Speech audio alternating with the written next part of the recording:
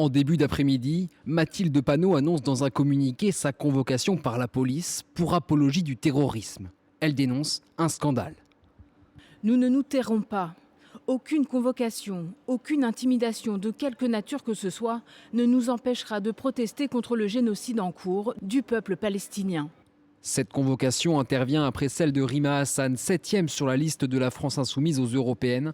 Elle s'inscrit dans le cadre d'une enquête qui avait été ouverte suite à un communiqué publié par le groupe parlementaire le 7 octobre dernier, jour de l'attaque menée par le Hamas sur Israël qui a fait plus de 1200 morts. Ce texte avait suscité la polémique car il mettait en parallèle l'attaque du mouvement islamiste du Hamas, décrite comme une offensive armée des forces palestiniennes, et l'intensification de la politique d'occupation israélienne dans les territoires palestiniens. Pour la France insoumise, cette convocation vise à instrumentaliser la justice.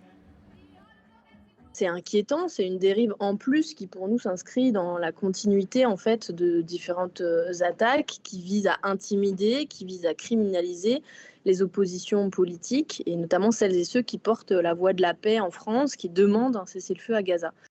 Selon certains magistrats, la procédure judiciaire est respectée. Une fois qu'on a amassé des éléments, qu'on a auditionné des gens, qu'on a rassemblé des preuves, on entend la personne qui est au cœur de l'enquête. C'est normal parce que ça lui permet de s'expliquer. Donc c'est la suite logique de l'enquête. À travers la voix de son avocate, Mathilde Panot a annoncé qu'elle se présenterait à cette convocation. Sa date sera fixée ultérieurement.